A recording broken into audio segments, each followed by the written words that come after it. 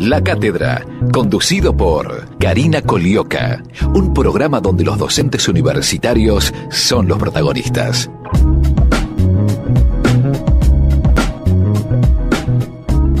Hola, ¿qué tal? Muy buenos días. Mi nombre es Karina Colioca y esta es una nueva emisión de La Cátedra, el programa auspiciado por la Asociación de Docentes de la Universidad de Buenos Aires, en una semana particular, una semana en la que se conmemoró a principios de la misma el 102º aniversario del genocidio armenio, o el Gran Crimen, así fue conocido, el exterminio sistemático y planificado de la población armenia en el Imperio Otomano, actual República de Turquía, perpetrado por lo que se conoció como el gobierno de los jóvenes turcos desde 1915 y hasta 1923. Esta locura dejó entre 1,5 millones y 2 millones de armenios muertos y cientos de miles que debieron exiliarse forzosamente de su país. Cualquier similitud con la realidad, con lo que están pasando en estos días, le diría que no es pura coincidencia. El Gran Crimen o el genocidio armenio se caracterizó por su brutalidad en las masacres, por la utilización de marchas forzadas con las deportaciones en condiciones extremas, algo que hoy vemos increíblemente en la tele y casi como si fuera una película de superacción que está sucediendo en diferentes partes de la región. El genocidio fue considerado como el primero de la historia del siglo XX. El 24 de abril es, por supuesto, una fecha simbólica, ¿no? Fue el inicio, el día en que las autoridades otomanas asesinaron a 250 intelectuales y líderes armenios en Constantinopla. Hasta hoy, hasta 2017, 28 países han reconocido oficialmente este genocidio. Recibimos en nuestros estudios, por supuesto, para hablar de este tema, a Gabriel Sibinian. Él es licenciado en Sociología de la Universidad de Buenos Aires, docente y nieto de sobrevivientes del genocidio. Muy buenos días, Gabriel. Muchísimas gracias por estar aquí hoy con nosotros. Muy buenos días, Karina. Al contrario, muchas gracias por haberme invitado. Bien, Gabriel, vamos a intentar conocer un poco más sobre esta locura, sobre este genocidio armenio del que muchos hablan, del que muchos acaban de...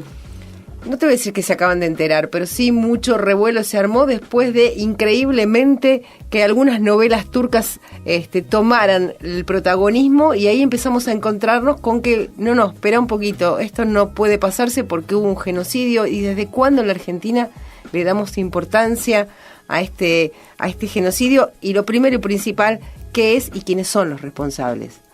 Bueno, sí, el genocidio armenio tiene claramente un brazo ejecutor, un responsable, que es el Estado turco otomano. Digamos que comienza en 1915. Podemos hablar de un proceso de acumulación genocida previo, pero cuando hablamos estrictamente del genocidio armenio, hablamos de 1915 bajo el gobierno de los jóvenes turcos, todavía, en el marco de la Primera Guerra Mundial, y culmina en el periodo en el cual se toma habitualmente, en 1923, ya estamos hablando de la República de Turquía, y ahí el responsable máximo era Kemal Atatürk, el padre de los turcos, padre de la Turquía moderna. Uh-huh. Ese sería el periodo histórico. Te decía, hay un proceso, si se quiere, de acumulación genocida, de masacres, de represiones previas. Podemos hablar del sultanato de Abdülhamid, ya en 1894, 1896, hay matanzas muy importantes que no lograron ser mensuradas, pero las cifras, digamos, más confiables rondan entre 250.000 personas. Y después hay nuevamente masacres muy grandes, ya ahora bajo el gobierno de los jóvenes turcos, en 1909 en Adana, una provincia, una región, digamos, del imperio, y después sí ya las masacres más importantes, las que terminan siendo nominadas como genocidio armenio, entre 1915 y 1923, 1,5 millones de armenios es el cálculo, digamos, más acertado, sobre una población de armenios bajo jurisdicción otomana de 2,5 millones. O sea que estamos hablando de un porcentaje altísimo de la población. El resto, los sobrevivientes, la gran mayoría huyó hacia distintos puntos, en todo caso lo vamos conversando, porque tiene que ver con la historia de las distintas comunidades, y otros tantos se quedaron con una identidad casi oculta en la República de Turquía, y también, aunque parezca paradójico, recién ahora, 100 años después, la identidad armenia de esos que quedaron ocultos, esos armenios ocultos, empieza nuevamente a salir a la luz. Lo primero que se me viene a la mente, por supuesto, es lo que estamos viendo hoy por hoy en la televisión, millones y millones de desplazados, de migrantes que escapan de este tipo de racias étnicas, las guerras, la hambruna. Ahora, tanto la sociedad armenia como la sociedad turca o la sociedad otomana en ese momento, porque todavía no era la República de Turquía para cuando se perpetró la masacre, compartían culturas, compartían los trabajos, convivían, podemos decirlo de alguna manera, en paz. ¿Qué crees vos que llevó a estos jóvenes turcos a cometer semejante locura, no? Sí, mira, Karina, la verdad que la pregunta tuya es muy, muy importante, porque si uno tiene que tomar la dominación turco-otomana sobre población armenia, tiene que hablar de 4 siglos. A mí siempre me gusta, como docente que soy, de distintos niveles de la enseñanza, pero tratar de ser lo más didáctico. La dominación turca sobre el pueblo armenio, turco-otomana sobre el pueblo armenio, empieza casi en simultáneo con la llegada de los españoles aquí a América. Es más, podríamos hasta situar un momento histórico, la llegada de Juan Díaz de Solís al Río de la Plata, prácticamente en 1516. Para esa época llegan los turcos otomanos y dominan población armenia, o sea, estamos hablando de 4 siglos para el momento del genocidio. Y si tomamos la dominación turca en general, porque los turcos tienen distintos linajes, los primeros turcos que llegan a la región donde habitaban poblaciones armenias mayoritarias llegan en el siglo XI, son los turcos selyúcidas, o sea que podemos hablar de más de 8 siglos de dominación turca en sus diferentes grupos sobre población armenia. Es muy interesante, te decía la pregunta, porque uno dice, ¿y el genocidio por qué? A las puertas del siglo XX, cuando se supone, digamos, que obviamente habían convivido en tensión. Pero 4 siglos conviviendo no te lleva de un día para el otro una masacre por de supuesto. Las características de las que tuvo la masacre armenia, ¿no? Ahí tuvo que haber un cambio, y hubo un cambio en la lógica de dominación de las clases dominantes turcas, que pasaron de una lógica imperial a una lógica estatal nacional. Bueno, eso habría que explicar un poquito, el proceso es un tanto más largo, pero el Imperio Otomano estaba en proceso de disolución creciente. El Imperio Otomano, en su máxima extensión, en su máxima expansión y poderío, había ocupado el sudeste de Europa, el norte de África y lo que se conoce, digamos, como los sectores árabes, digamos la península arábiga, inclusive obviamente los territorios donde vivían los armenios, los kurdos, lo que se conoce. Venían en expansión. Tuvieron un momento de máxima expansión en donde fueron una potencia realmente rival, por ejemplo, del Imperio Colonial Español. Uh-huh. Siglo XVI, por ejemplo, siglo XVII, era una potencia de primer orden mundial. Eso comienza a revertirse a partir del siglo XVIII y es definitivo a partir del siglo XIX, ya es bastante avanzado. Van perdiendo territorios sistemáticamente en Europa, en África, se van recluyendo, y en ese momento es donde en las clases dominantes turcas quieren redefinir la dominación. Hay distintos intentos de redefinición, terminan planteando que Turquía debía ser de nuevo una gran nación, pero ahora... Te interrumpo ahí porque quiero que me hagas la diferencia en definición. ¿Tenía que ser una gran nación o un gran sultanato? No, bueno, ahí también sí, por supuesto. Dentro de los sectores dominantes turcos, el Imperio Otomano llegó a tener 29 provincias, uh-huh, más 3 estados vasallos. Era un imperio multiétnico, multiconfesional, y lo que sobre fines del siglo XIX, esas clases dominantes que vienen en retroceso, plantean distintas estrategias. Reorganizarse desde la pretensión del pan-islamismo, y de esa manera, independientemente de que fueran turcos o no, los árabes son mayoritariamente islámicos, debían conservarse en el imperio. Tienen un momento aún más amplio, que es el pan-otomanismo, constituir una ciudadanía otomana, y ahí ya entraban todos, pero definen, sobre todo a partir del gobierno de los jóvenes turcos, el panturquismo. El panturquismo era Turquía para los turcos. Uh-huh. Ese es el momento crítico el panislamismo lo hubiese sido, porque los armenios son mayoritariamente cristianos, pero cuando definen Turquía para los turcos, cuando redefinen su proceso expansivo, cuando viran de occidente hacia oriente, cuando pierden los territorios en Europa y en África y plantean que hay que reconstruir la nación turca hacia sus orígenes, hacia el Asia Central. Los turcos son originarios del Asia Central, estuvieron llegando en distintas oleadas, los selyúcidas, como te decía hace un ratito, llegan en el siglo XI. Cuando redefinen ese proceso, una gran Turquía para los turcos, es cuando los armenios empiezan a ser un serio problema, porque los armenios pasan a ser una isla que ni étnica, ni cultural, ni religiosamente podían asimilar. Y ahí es donde estas mentes demenciales terminan planteando la eliminación de esa población, ¿no? Eso, básicamente podemos plantear eso. Independientemente de eso, que hay, eso tiene que ver con los factores internos. Siempre este tipo de tragedias tienen factores internos, factores externos.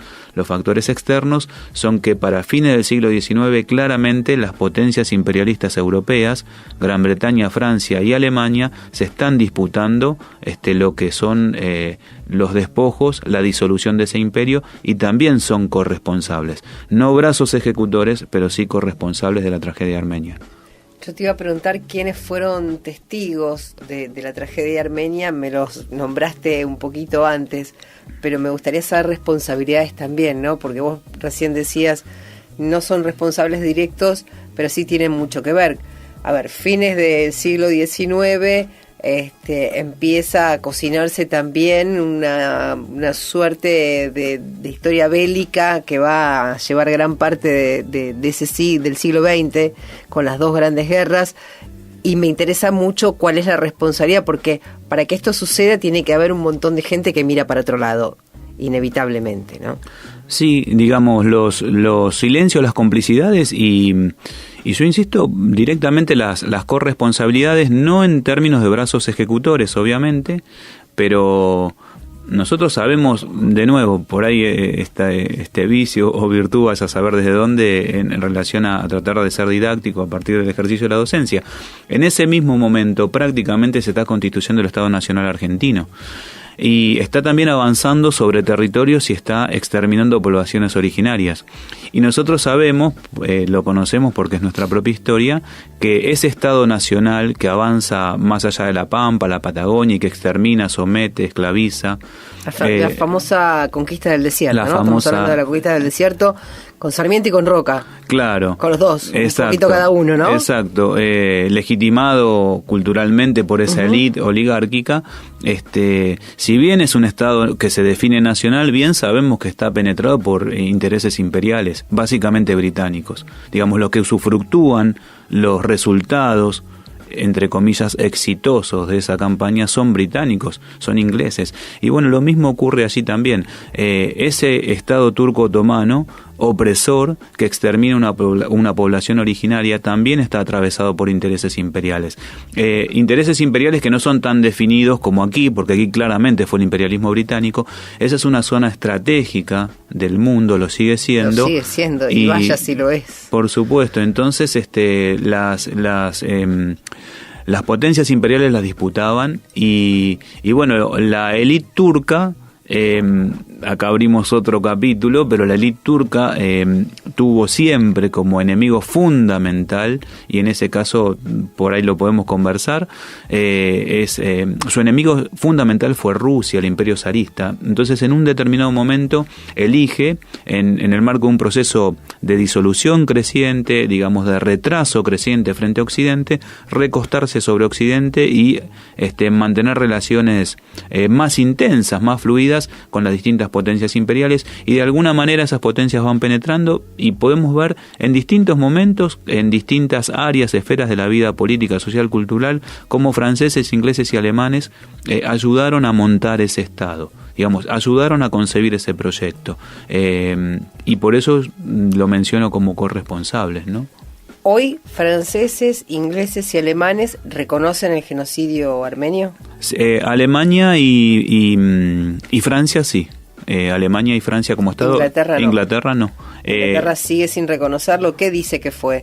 en el marco de la hablan Primera Guerra, lo mismo que Estados Unidos, digamos. O sea, son son luchas masacres. en el marco de la Primera Guerra Mundial. Ahí hay una cuestión que tiene que ver con el valor simbólico del término genocidio. Describen prácticamente lo mismo, en algunos casos relativizan, pero no utilizan el término genocidio. Se conmueven, se solidarizan cada 24 de abril, Sí. pero no ¿Son utilizan... consideradas en la actualidad el genocidio armenio? ¿Es considerado un genocidio, por ejemplo, no sé, por Naciones Unidas? Bueno, en Naciones Unidas en el año en el año 1984, la Subcomisión de Derechos Humanos, que depende obviamente en términos generales del Consejo Económico y Social, hay una Subcomisión de Derechos Humanos, aprobó un informe de la Comisión Whitaker, en donde se caracterizaron esos hechos como genocidio. Podemos decir que es así, es una definición de una Comisión de Naciones Unidas caracterizándolo, ese crimen, como crimen genocida. El Parlamento Europeo también, digamos, hay reconocimientos importantes. Alemania fue uno de los más recientes con motivo del centenario. Francia ya hace un tiempo más, también no tan lejos, pero bueno. Argentina sí. Argentina sí. Hace ya unos cuantos años. Argentina, podemos decir que hay una declaración del presidente Raúl Alfonsín del año 1987 en el seno de la comunidad armenia. No podemos, depende también con quién hables de la comunidad. Hay quienes la toman como una declaración oficial por venir de la palabra de un presidente, pero no fue una declaración, digamos, como efectivamente fue el año 2007 con la sanción de la ley 26.199, que recuerda, que toma el 24 de abril como día de acción por la tolerancia y el respeto entre los pueblos. Ahí ya tenés un poder del Estado manifestándose a partir básicamente de la iniciativa del presidente Néstor Kirchner, ¿no?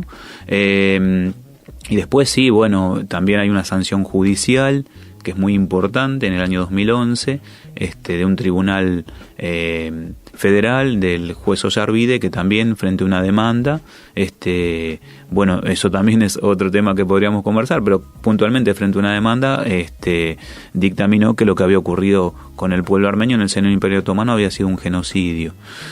Sí, ahí los poderes del Estado en Argentina claramente reconocen el genocidio armenio. Pero en Estados Unidos, por ejemplo, hay estados, sí, que lo han hecho, la mayoría de los estados, pero el poder central no lo ha hecho, digamos. No, de hecho, Trump, el presidente de los Estados Unidos, me cuesta a veces decir, ¿no? Trump, el presidente de los Estados Unidos. Sí. Cuesta, ¿no? Sí, parece una cosa medio extraña. No es lo único que nos cuesta, pero bueno. El presidente ha dedicado justamente el 24, el día lunes, un pronunciamiento oficial sobre estas masacres, pero evitó aplicar la palabra genocidio, ¿no? Siempre utiliza, lucha, masacre o la pérdida de vidas humanas, pero nunca dice la palabra genocidio. Claro, ¿no? son, digamos, el propio Estado de Turquía reconoce las masacres, actualmente reconoce, pero las relativiza en el marco de lo que nosotros también aquí podemos conocer como la teoría de los dos demonios, digamos. Eso pasa. Igual hay documentación, incluso hay juicios, culminada la Primera Guerra Mundial en la propia Turquía, y hay debates legislativos. Eso nosotros hemos tenido por suerte acceso a esa documentación a partir de los investigadores turcos que han logrado en los últimos años trabajar sobre esa historia oficial y buscar información a la cual obviamente nosotros no podíamos tener acceso, en donde se plantea que los propios turcos en su momento reconocieron esos crímenes. Obviamente que no usaron la palabra genocidio porque no se utilizaba la palabra genocidio, es recién la acuña Rafael Lemkin y la toma recién Naciones Unidas entre el año 46, finalmente en el 48 con la Convención para la Prevención y Sanción del Delito de Genocidio. No usaron esos términos, pero sí reconocieron las masacres, ¿no? ¿Qué pensás qué te dice, ¿no? Hay un colectivo de activistas que son nietos no de víctimas, como es tu caso, vos sos nieto de sobrevivientes, ¿no? Sí, en este caso, sí. Sino justamente los nietos de los perpetradores de la masacre. ¿qué te mueve, qué te despierta saber que ellos le están pidiendo al gobierno de Turquía que lo reconozca como genocidio para poder de alguna manera saldar sus deudas, ¿no? y seguir tirando hacia adelante un poco más en paz? Y yo creo que eso es una postura desde ya que comparto, tiene que ver con revisar la propia historia de su propio Estado, de su propia nación, como lo hacemos nosotros aquí en Argentina. Es un acto éticamente ponderable. No en particular hacia mí, porque bueno, digamos, obviamente yo soy nieto de los sobrevivientes, pero nosotros ya estamos a 100 años de distancia, hemos hecho otro proceso de la historia y en realidad no necesitamos que nos reparen o algún tipo de, digamos, de reconocimiento. Hemos resignificado esa lucha, por supuesto que la sostenemos, pero la lucha la hemos resignificado. Combatimos el negacionismo desde ya, como última etapa del plan genocida, pero la lucha es mucho más amplia que lo que pudo haber pasado con la minoría armenia dentro del Imperio Otomano, porque lamentablemente la matriz genocida aplicada sobre el pueblo armenio se reitera en otros pueblos. A mí me gusta esta imagen de que, bueno, hay otras imágenes que recrean el horror que no son esas propias imágenes.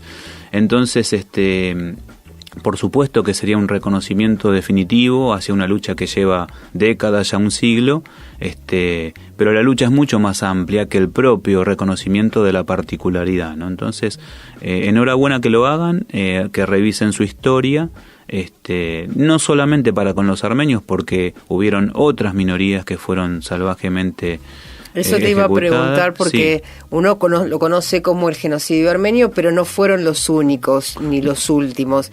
Pero me lo contestás en un segundo nada más porque ahora tenemos que escuchar buena música de la mano de nuestro compañero Leandro que, como siempre, nos aporta un poco de musicalidad a esta hora de la mañana aquí en 87.9, la radio de la Universidad de Buenos Aires. Retomamos la charla con Gabriel Sibinian. Él es licenciado en Sociología de la Universidad de Buenos Aires, es docente y tiene la particularidad, además de ser nieto de sobrevivientes, sus 4 abuelos sobrevivieron a la llamada al llamado genocidio armenio. Contame, estábamos hablando un poquito justamente antes de irnos a esta pausa musical sobre las formas de resignificar y las formas de ver hoy en día lo que está sucediendo también en esa zona. Hoy me intuyo, se hace más fácil, por lo menos de saber, no sé si de entender, si de comprender, pues yo insisto que una mente occidental no puede en principio entender a los conflictos de Medio Oriente o los conflictos orientales. Razonan de una manera completamente diferente a la nuestra. Lo digo, he tenido la oportunidad de estar en la región y realmente es muy difícil para nosotros poder comprenderlos. Pero vos sos docente y me interesa cómo hace un docente de 3 niveles diferentes. Vos sos docente de secundario, de secundario, terciario y universitario. Y universitario. ¿Cómo haces para bajarle toda esta información a la gente, ¿no? Porque Armenia nos queda muy lejos, hace 102 años, mucho más también, pero estas cosas se repiten y como decíamos recién, se ven por ahí con diferentes matices, pero se siguen viendo en la región. ¿Cómo hacemos para entender esas masacres que nos llevan inevitablemente a tener un poco más de apertura mental y entender lo que está pasando hoy día? Mira, cuando abordo la problemática en particular, depende del nivel de la enseñanza, y eso un poco tiene que ver con la resignificación. Con los chicos del secundario, yo trabajo en escuelas públicas en la periferia, en el conurbano. Tenés un laburo precioso. Sí, y yo lo que trato de transmitir cuando hablo de la experiencia específica en términos históricos, lo que a mí me interesa es tratar de que puedan comprender cuáles son los procesos que llevan a un genocidio, porque todo proceso genocida empieza por la estigmatización, por la negativización, por el marcaje, por establecer un nosotros al cual otros no pertenecen y son inferiores. Entonces se continúa con el hostigamiento físico, más tarde legal. Entonces yo lo que trato de que entienda... la discriminación y la xenofobia van muy de la mano, ¿no? Por eso, que vos estás, no, por claro. eso, por eso justamente yo lo que trato de dejar el mensaje, más allá del hecho histórico en sí mismo. Yo ya soy docente, soy adulto, y lo que a mí me interesa que los chicos vean cuando tratamos el tema, si es que lo tratamos directamente, y si no lo tratamos ya es algo que está incorporado en mí. Por eso yo te decía que la cuestión de resignificar esas tragedias, lo que trato justamente es de combatir la discriminación, el racismo y la xenofobia. Eso es lo que a mí como cuando vos me hacías referencia al carácter de nieto, de sobrevivientes, si hay algo que nos atraviesa, y en particular que yo lo reconozco casi como constitutivo, es, esos crímenes ocurrieron a partir de todos estos procesos, y esos procesos los tenemos que combatir donde sean. A mí me toca justamente en el conurbano, con poblaciones paraguayas, bolivianas, peruanas, argentinas, distintas provincias. Entonces, mi rol, si yo quiero honrar a esos sobrevivientes, a esas víctimas directas, es justamente desactivar todo tipo de mecanismos. Eso es un poco... Entonces, en el nivel secundario me concentro más en eso.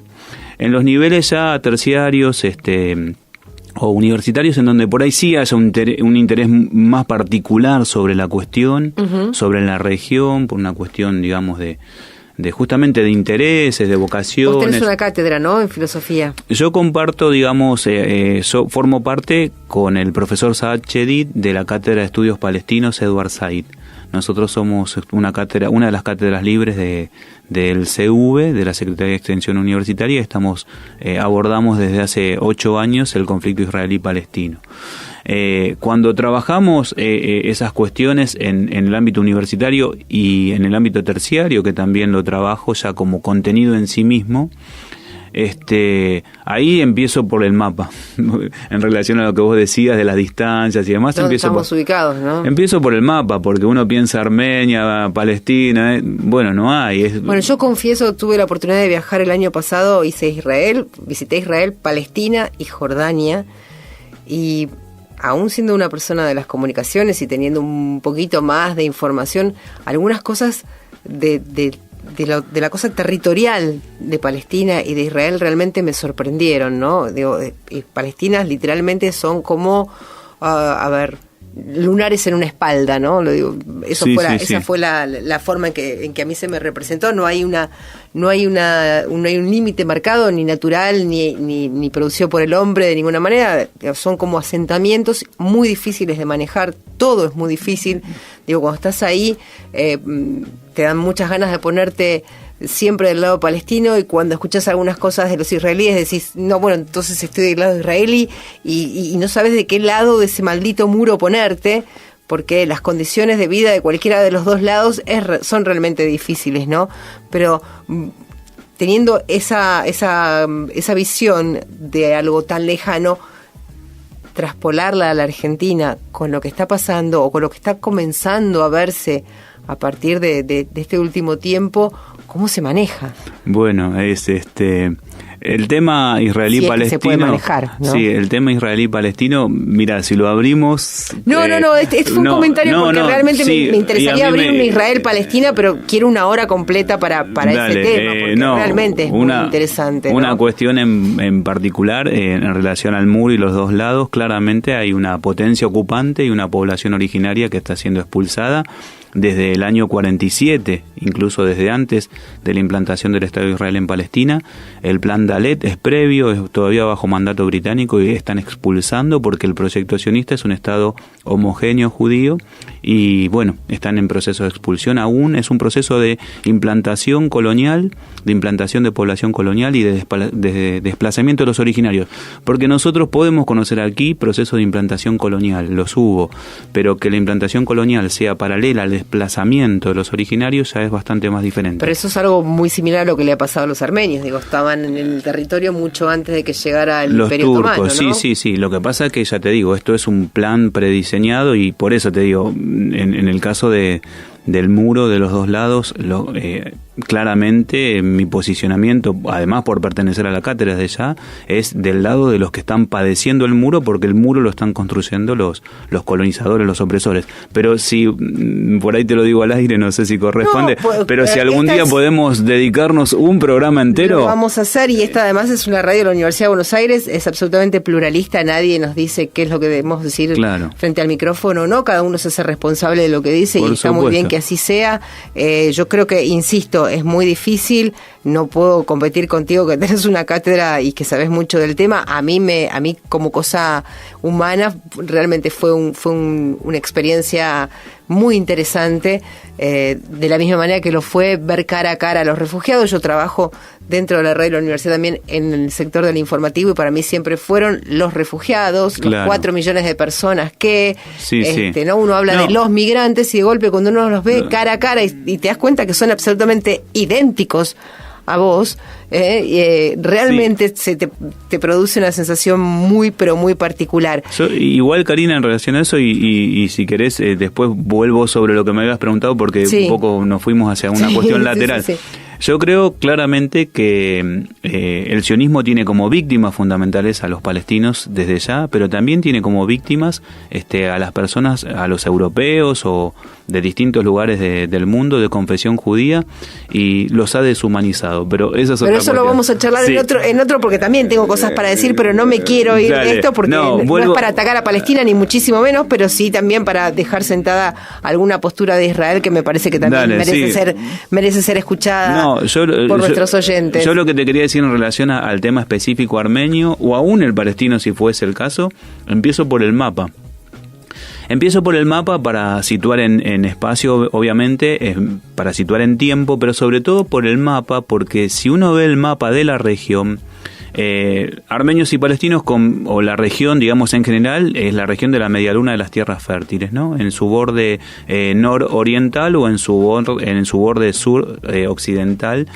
Es lo que se llama la cuna de las civilizaciones, y es un lugar de permanentes expansiones imperiales a lo largo de siglos. Digamos, cualquier imperio que se movió de occidente hacia oriente, o de oriente hacia occidente, o incluso de Europa hacia el sur, o del sur hacia... Es una puerta enorme hacia Europa. Claro, es el puerto más grande hacia Europa. Es estratégico. Es absolutamente estratégico, pasa por ahí el petróleo, el gas...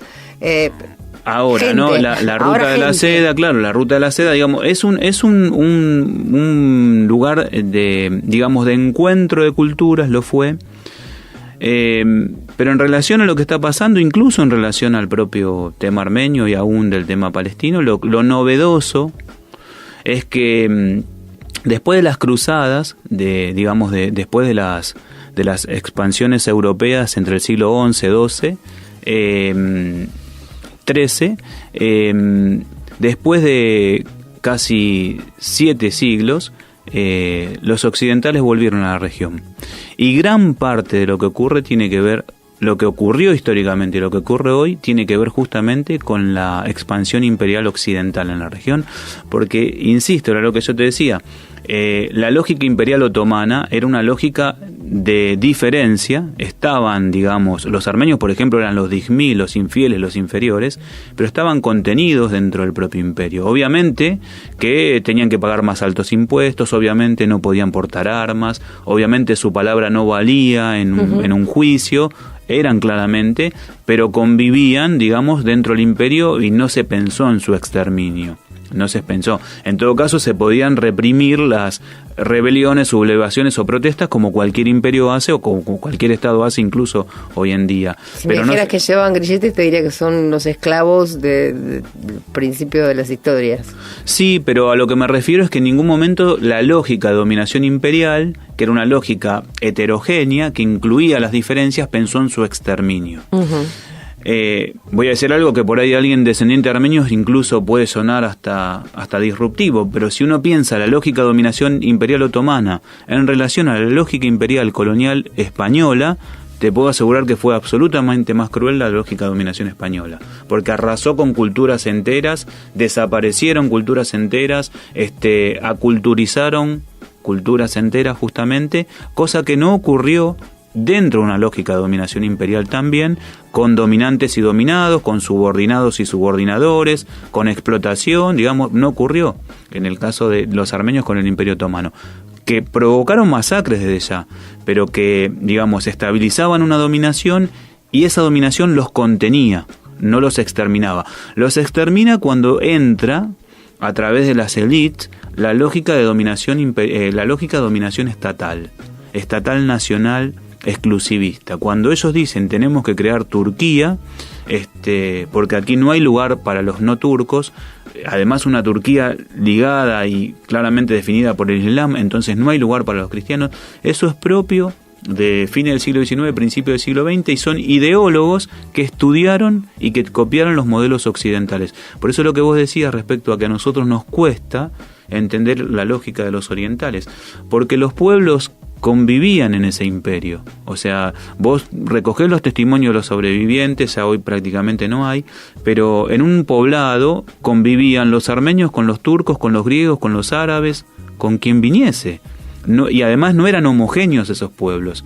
Habían pueblos que eran lugares de encuentro en donde las distintas culturas convivían. Entonces, cuando se rompe esa lógica, cuando viene la lógica estatal nacional, es cuando se produce cuando ocurren estas masacres tendientes al exterminio, ¿no? No sé si se llega a comprender que violencia hubo desde ya, ¿no? Uno tampoco quiere plantear una visión del Imperio Otomano como si fuese el reino celestial en la tierra, desde ya que no. Violencia hubo, pero nunca la lógica de exterminio. La lógica de exterminio es propia. La lógica de exterminio propia de los españoles en territorio americano quedó demostrada con la conquista de América. Por supuesto. O sea, ni hablar con arrasar directamente. Arrasaron con todo y no dejaron absolutamente nada en pie. Estamos charlando con Gabriel Civinian, él es licenciado en Sociología de la Universidad de Buenos Aires. Ahora los invito a que escuchemos el informativo, a ver qué es lo que tiene para contarnos la gente de Aduba, y enseguida retomaremos esta charla con Gabriel, y que es bien clara sobre qué es lo que sucedió hace 102 años, cuando más de 1,5 millones de armenios fueron masacrados por el Imperio Otomano. La Cátedra, un programa auspiciado por la Asociación de Docentes de la Universidad de Buenos Aires. Servicio informativo. La FEDUN, en defensa de la educación nacional, la Federación participó de una reunión junto a los 5 gremios de docentes nacionales de los niveles iniciales, el secretario general de la CTA Boyaski y el secretario general de la CGT Héctor Daer. En el encuentro se presentó la unidad de los gremios de la educación y se analizaron las alternativas del conflicto que se espera en caso de no cumplirse con el llamado a la paritaria nacional. Servicio informativo. Radio UBA 87.9. La Cátedra, un programa auspiciado por la Asociación de Docentes de la Universidad de Buenos Aires. Seguimos aquí en el 87.9, la radio de la Universidad de Buenos Aires, en un programa que está dedicado enteramente al genocidio armenio. Estamos con Gabriel Civinian, él es, además de un hombre de la casa, es además docente y nieto de sobrevivientes de ese gran crimen. Me gustaría saber, Gabriel, porque ahora la región sigue estando en las noticias diariamente, ¿qué opinas sobre el pedido de Erdogan, el premier turco, de no explotar la historia, ¿no? Suena como algo, bueno, mira, yo te reconozco que acá corrió sangre, pero, muchachos, no hagamos de esto una historia para exportar al mundo. ¿Qué te parece? Y bueno, cualquier ejercicio de memoria es un acto político. O sea, no puede pedir eso porque él mismo lo está haciendo. Eso es así. Lo tenemos a la mano. Lo traigo nuevamente a la Argentina en función de esto que te planteaba, cuando los legisladores de Cambiemos, conmemorando el 24 de marzo, elaboran un cartel que dice nunca más interrupción del orden democrático, en el momento en donde las calles en Buenos Aires y en el resto del país bullían, digamos, de manifestantes, entre los cuales obviamente estaban los estudiantes, docentes de la UBA y la clase trabajadora, sectores medios. que fueron acusados de desestabilizadores, porque eso fue la palabra oficial. Esos posan con un cartel que dice nunca más interrupción del orden democrático, haciendo un ejercicio que no quiero adjetivar, pero es muy bajo, de terminar reduciendo el terrorismo de Estado, los secuestros, las violaciones, el exilio, los detenidos desaparecidos, el robo de bebé, en un cartel aséptico de interrupción del orden democrático. Tuvieron ese logro, entre comillas. Están haciendo un ejercicio de memoria que tiene que ver con su posicionamiento político. Ni hablar cuando revisan el cartel el otro, que por lo menos se cuidaron de no poner el curro de los derechos humanos, pusieron del negocio. Entonces, cuando uno mira para atrás lo hace desde un lugar. Entonces, que Erdogan diga dejen de hacer lo que dejen de hacer, él está mirando para atrás también en función de su proyecto. Y los descendientes de la comunidad armenia, los armenios y demás, también miramos para atrás, también desde un lugar. Nosotros en particular, bueno, yo te hablo por mí, por mi grupo de referencia, Unión Cultural Armenia, somos un sector también comunitario que también miramos para atrás y planteamos el reconocimiento del genocidio armenio en función de terminar con el negacionismo, porque estos crímenes no pueden quedar impunes, y sobre todo para tomar esa experiencia histórica y para que nunca más hayan genocidios. Entonces no es que nos quedamos atrapados en la historia porque hay un duelo incompleto, que también lo hay, porque el hecho de un crimen sin sanción, el desperdigar por los desiertos los cuerpos y demás, hay un duelo que nunca terminó y que te pone en situación de tener que afirmar lo que el otro todavía sigue negando. Pero no quedamos atrapados en el juego del genocida, no quedamos atrapados. Lo que hacemos es resignificar ese crimen, y sobre todo resignificar ese crimen por lo que te decía, porque esas imágenes del horror que muchas veces se ven, fotografías sepias, cadáveres esparcidos, diseminados por esa imagen hoy está absolutamente actualizada. Entonces nosotros no es que nos estamos quedando exclusivamente con esas imágenes. Lo que queremos es entender por qué ocurrió eso para que eso no ocurra nunca más. Por eso el reclamo y por eso la lucha contra el negacionismo y por eso la solidaridad con otros pueblos que lo están padeciendo, ¿no? En particular, mi opción individual simplemente fue optar por otro pueblo sufriente en la actualidad, que es el pueblo palestino. Me acerqué a la causa palestina y bueno, tuve la suerte de que me haya convocado el profesor Chedid y formamos la cátedra y bueno, como vos decías, tal cual en la radio, tal cual en las aulas, con absoluta libertad, democráticamente debatimos, pero bueno, esa fue una opción mía en función de la resignificación de esa tragedia también, ¿no? Los sufrientes no son los de hace 100 años, en todo caso hay que ver los sufrientes de hoy, ¿no? Eso es un poco. Y hablando de los sufrientes de hoy, ¿cómo ves el mapa de la región en Medio Oriente cuando todo el mundo parece que hoy quiere ser amigo de Turquía, ¿no? Digo, por un lado está Trump teniendo unas relaciones bastante pacíficas con Turquía, por otro lado el eterno enemigo de Estambul, que era Moscú, hoy por hoy parece que hay un puente ahí entre Erdogan y Putin. Digo, ¿cómo se lee para alguien que tiene mucho más bagaje de cuestiones en la zona, ¿no? Como, sí, como tu caso. Es un poco volviendo, pero ya vengo a esta pregunta puntual. La región es codiciada por las distintas potencias. Sí, claro. Históricamente, podemos empezar a hablar de los asirios y venir hasta acá, pasando, no sé, por los romanos, por los árabes, por los turcos, por los griegos, infinidad de pueblos. Y hoy son los pueblos, digamos, las potencias actuales. Vuelve a ser punto de encuentro o de choque de nuevo entre las potencias actuales. Yo recuerdo, vos decías, me preguntabas cómo lo trabajaba en el aula. Para trabajarlo en el aula tuve que explicar que los armenios habían quedado una parte bajo dominación turca, la otra parte bajo dominación rusa, que los rusos habían arrebatado los territorios armenios en 1828 al Imperio Persa. Y un estudiante me dice, pero entonces turcos, rusos e iraníes en 1828. Sí, hoy también, otra vez. Turquía, Rusia, Irán, bueno, hoy en día es el mismo, siempre es como el escenario es el mismo. Los protagonistas son los mismos. Y sí, además, bueno, ¿no? hoy en día, bueno, en ese momento los árabes estaban bajo dominación turca, otomana, y bueno, no era una potencia regional, hoy lo son, Arabia Saudita lo es, entonces tenés Turquía, Arabia Saudita, Rusia, Irán. Bueno, tenés ahora un enclave occidental en la región, que es el Estado de Israel, y tenés las propias potencias occidentales, tenés a Gran Bretaña, Francia, Estados Unidos, Alemania, de nuevo en el mismo escenario. Entonces, bueno, es muy difícil seguir las lógicas porque hay alianzas, como vos decías. Bueno, Turquía, ¿dónde está? Me decías hace 2 meses atrás, estaba en un acuerdo con Irán y Rusia para estabilizar la región. Exactamente. Bueno, hoy ¿dónde va a quedar ese plan de estabilización? Se conmovió el mundo con, digamos, la muerte de esas 59 personas en Siria por un ataque con armas químicas. ¿Quién lo realizó? ¿Quién fue? Acusan al gobierno de Bashar al-Assad. Claro, fue un atentado de falsa bandera. Es muy difícil para nosotros porque además la región se atomizó. Lo mismo que los occidentales crearon, los occidentales vencen en la Primera Guerra Mundial.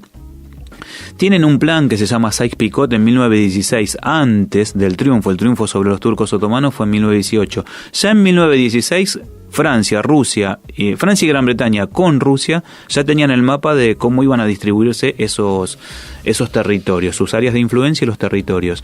Rusia, después de la Revolución Socialista, se retira y entre Francia y Gran Bretaña diseñan el mapa, ¿no? Diseñan los estados, Siria, Líbano, Irak, los países árabes, Egipto, crean para Palestina el hogar nacional para los judíos, bueno, lo rediseñan, terminan constituyendo Jordania, los propios ingleses crean Jordania, entonces terminan acomodando ese mapa.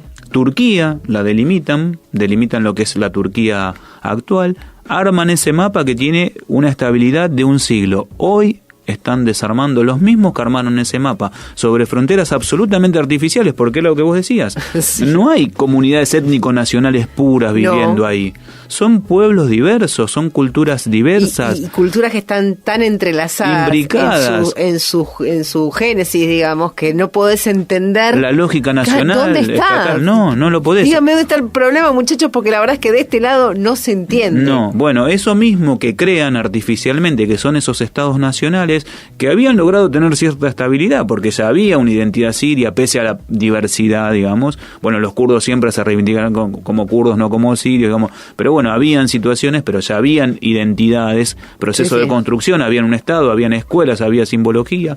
Después de 60 años, esos países se independizaron prácticamente sobre el fin o en el transcurso de la Segunda Guerra Mundial.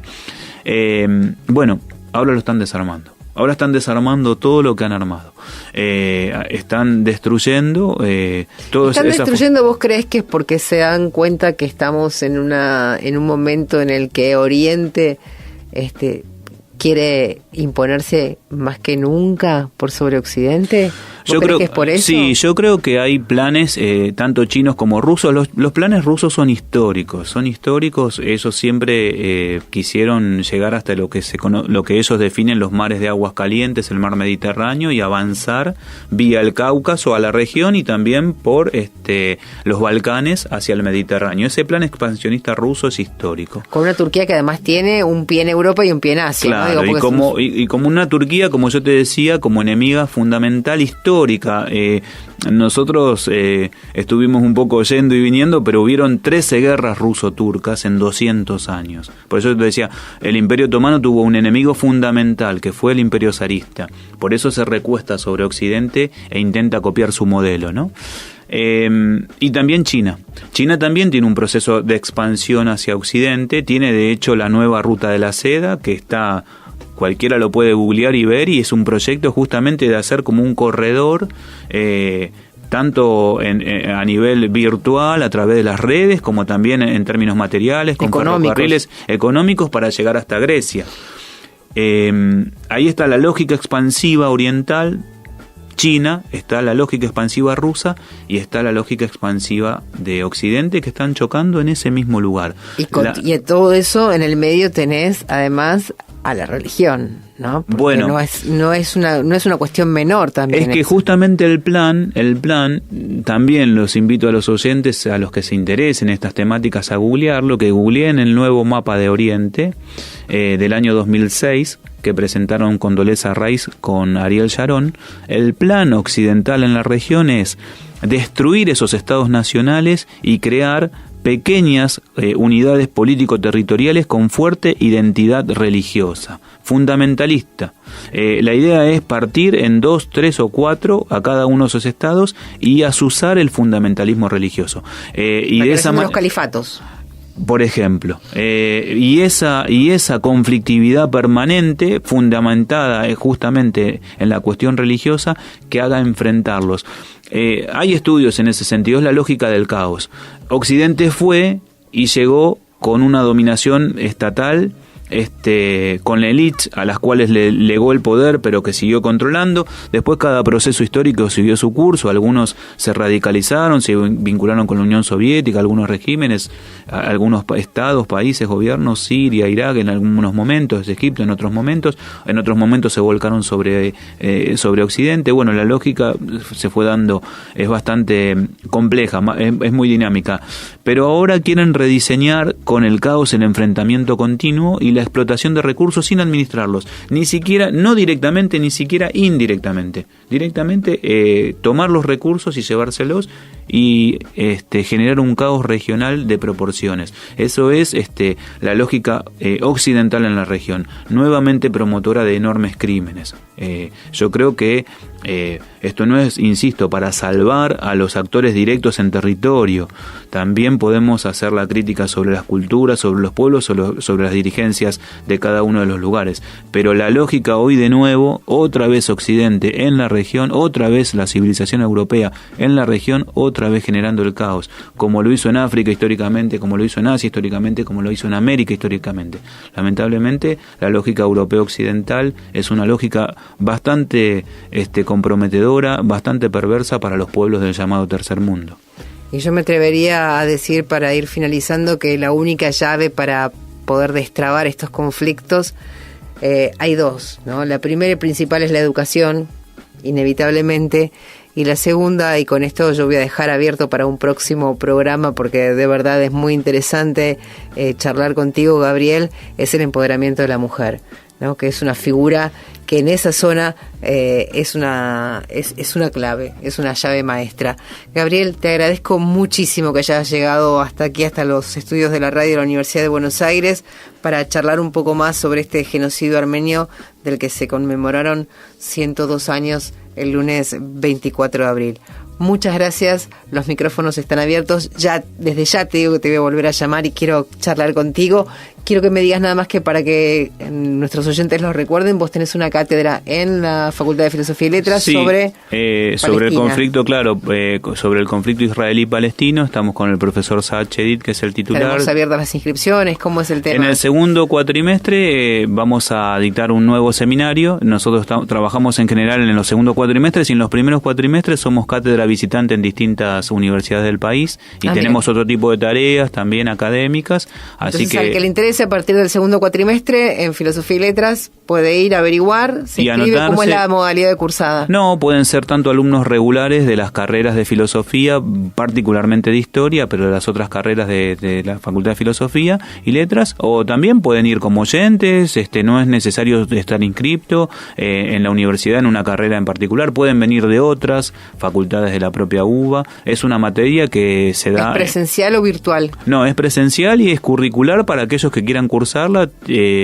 También obviamente se les acredita en el marco de su propia carrera, pero también puede venir público. SV es abierto, así que también puede venir público que no sea universitario. Abierto a la comunidad. Gabriel, muchísimas gracias a ustedes. Me queda despedirme hasta el próximo domingo a las 9 de la mañana en punto, cuando nos reencontremos aquí en la cátedra, el programa auspiciado por la Asociación de Docentes de la Universidad de Buenos Aires. Chau, pásenla lindo.